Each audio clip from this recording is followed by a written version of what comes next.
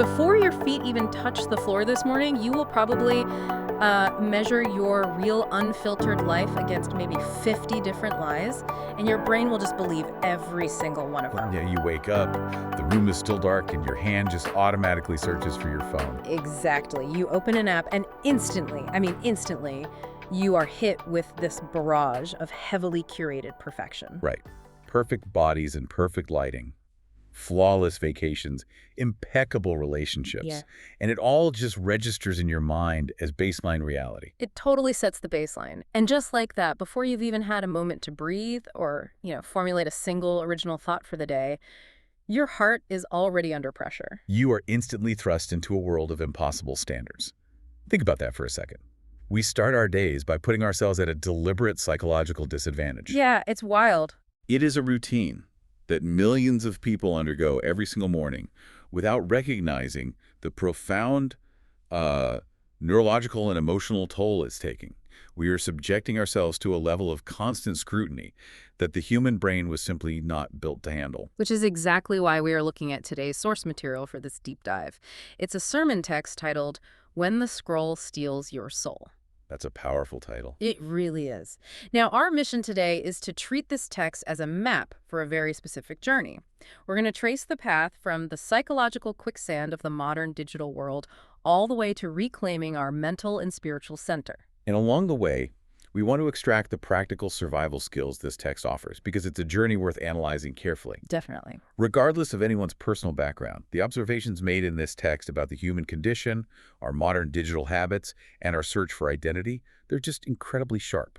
It essentially diagnoses a modern technological crisis using ancient philosophical and theological tools. Right. And just to set the ground rules for you listening, as we walk through this, we are exploring the religious and spiritual frameworks presented in this text purely as an objective roadmap. Yes, we aren't here to preach or take sides on anything. Not at all. We are simply mapping out the text's, fascinating insights on human psychology and spirituality and unpacking the architecture of its argument to see why it resonates so deeply with the modern digital experience. That objective distance is crucial. We want to look at the mechanics of what this source is arguing. How does it deconstruct our online behavior? And what psychological mechanisms is it tapping into when it offers a solution? Okay, let's unpack this. To begin this journey, we first have to understand our starting point. Right, where we actually are. Yeah. The source paints a picture of a generation that is constantly connected, yet deeply conflicted. And it introduces this haunting phrase to describe our digital environment. It calls social media a mirror that lies. That is a highly functional metaphor. I mean, a mirror's only job is to reflect reality back to you. But this text argues that the digital mirror is fundamentally distorted. How so? Well, it highlights a stark contrast in our current culture, stating that young people today aren't dying physically first, they were dying in their hearts. Wow, that is a visceral image, dying in their hearts while swiping on a screen. It speaks to the cognitive dissonance of the digital age. The text notes that you can be smiling online, performing this flawlessly optimized life for the camera, while bleeding internally. Right. The outward, digitized projection is completely divorced from the internal, lived reality.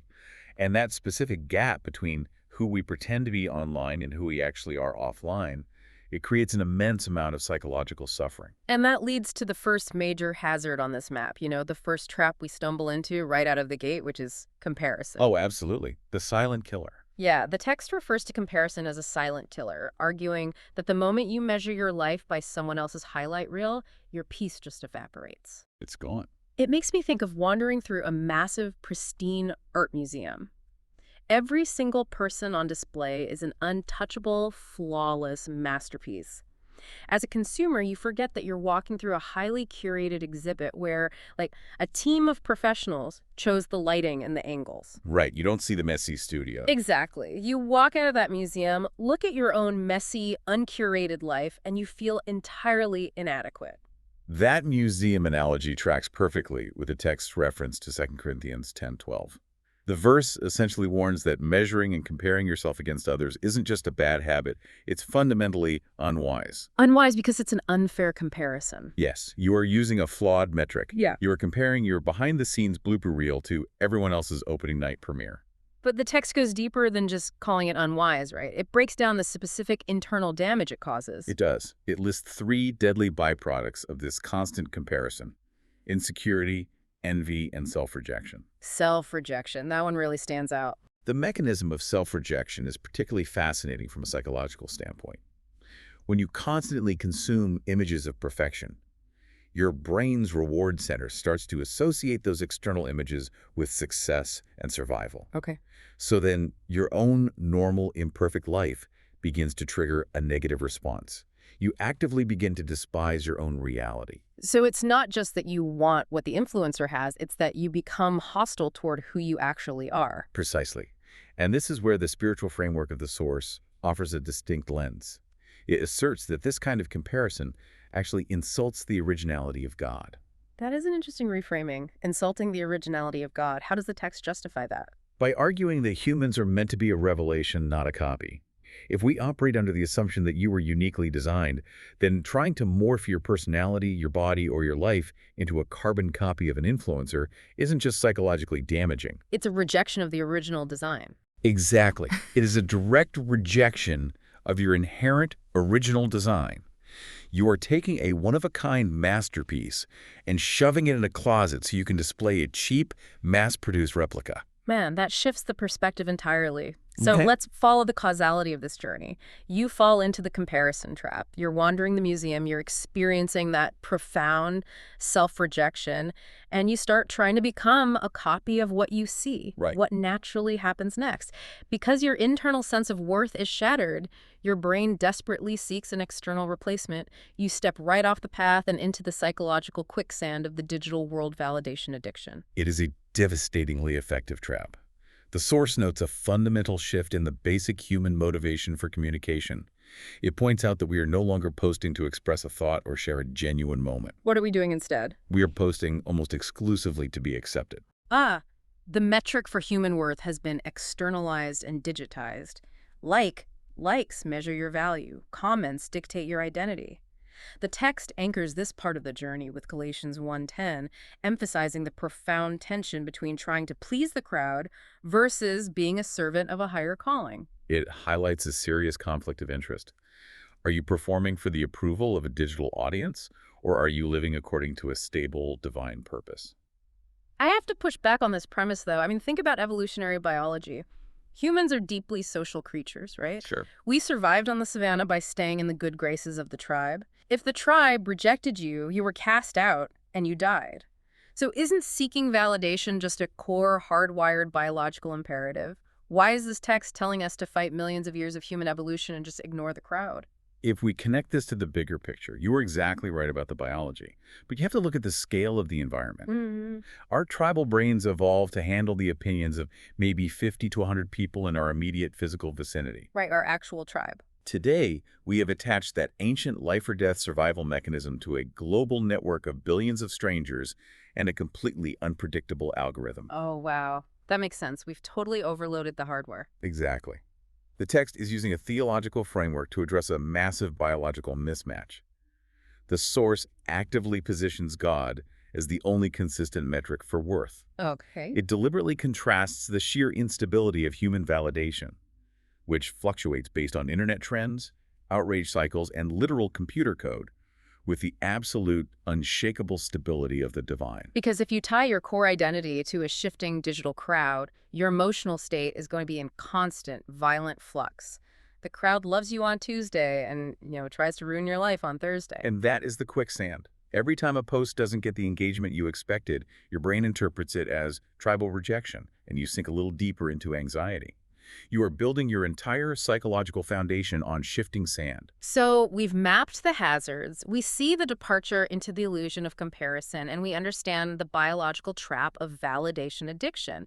But simply recognizing the quicksand doesn't get us out of it. No, it doesn't. If we are going to continue this journey and actually survive the landscape, we need defenses. We need a shield.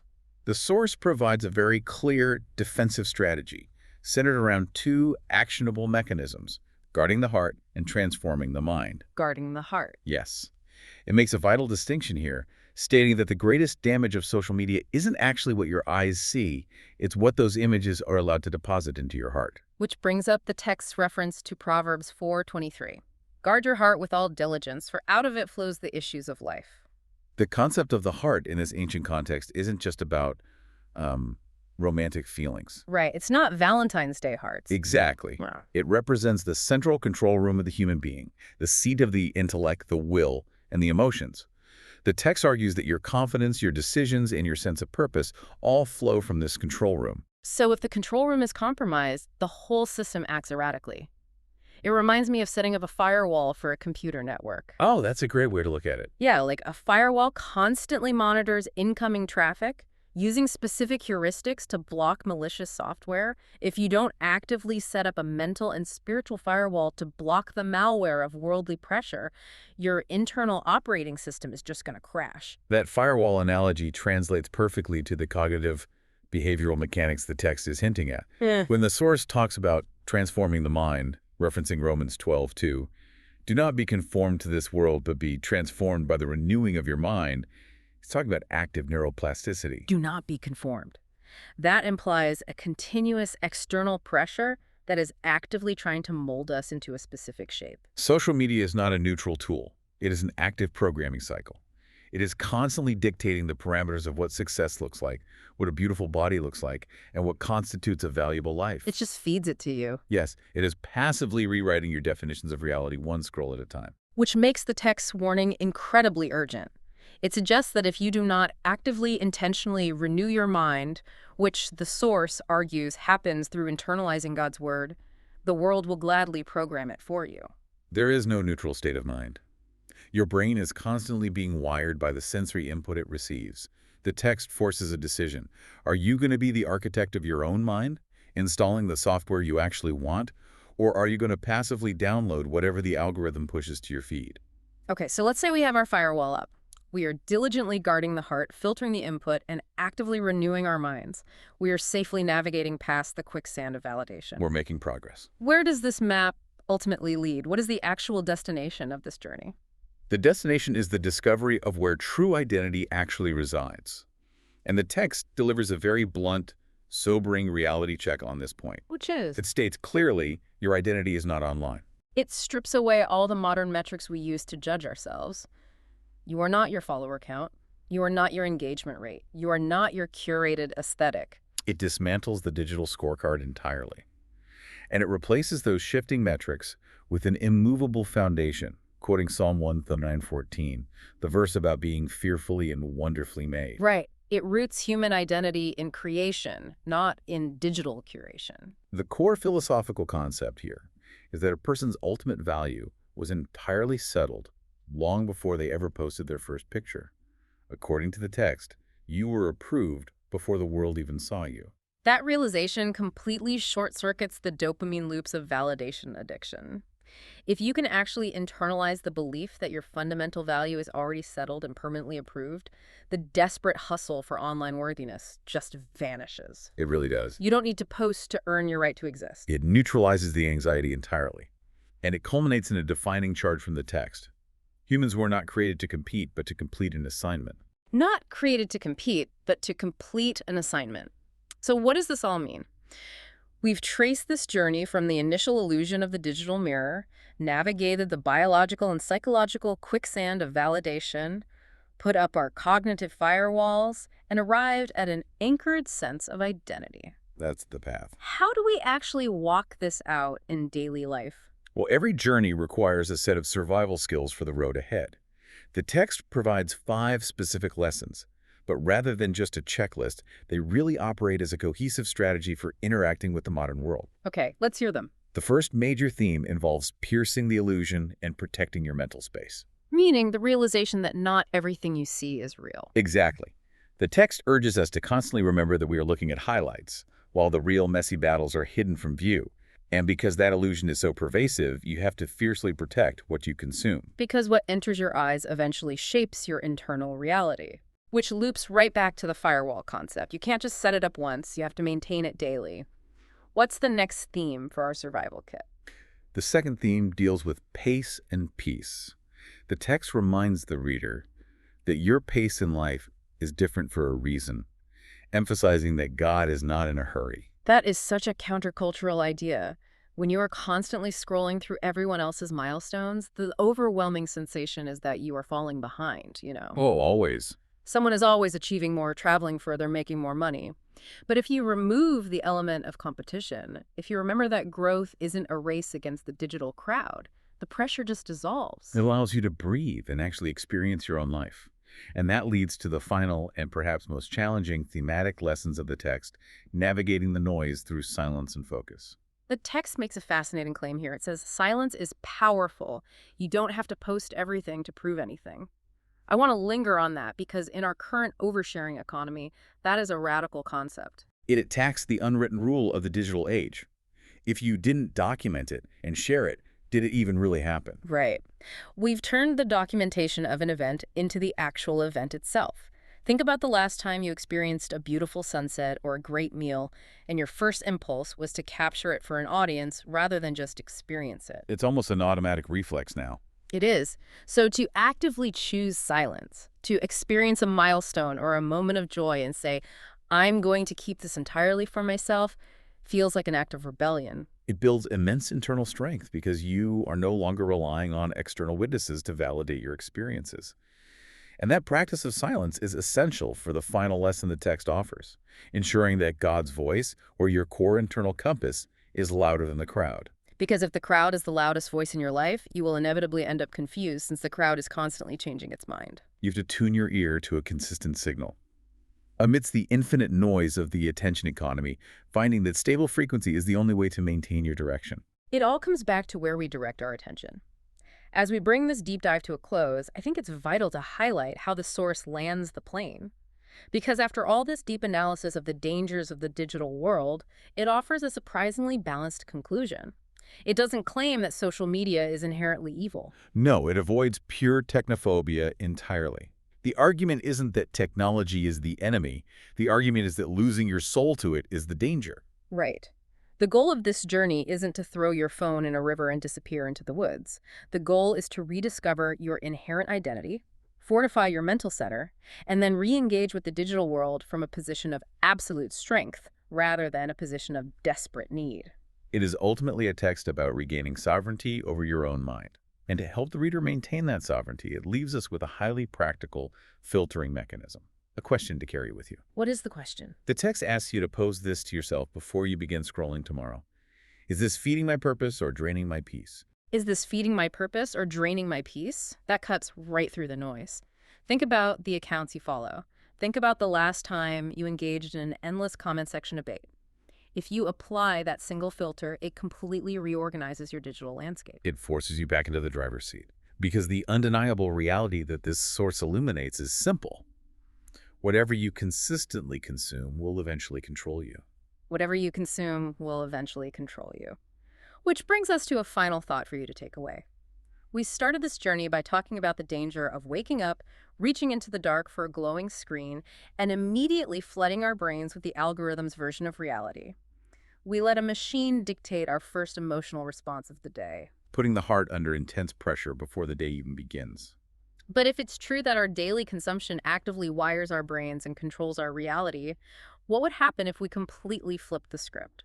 What would happen if we spent just as much time scrolling through our own internal thoughts, quiet moments, or ancient spiritual texts as we do our social feeds? It's a profound proposition. The source leaves us with the understanding that the world is incredibly loud, but the truth is usually quiet and clear. Tuning into that clarity might require a radical restructuring of our daily habits. Could choosing intentional, prolonged silence be the ultimate rebellion against an economy that literally profits off your anxiety and attention? It's something for you to think about tomorrow morning. When that alarm rings and your eyes are barely open and the room is still dark, before you reach for that phone to measure yourself against the world's highlight reel, maybe, just for a few minutes, let the silence be powerful enough to guard your heart.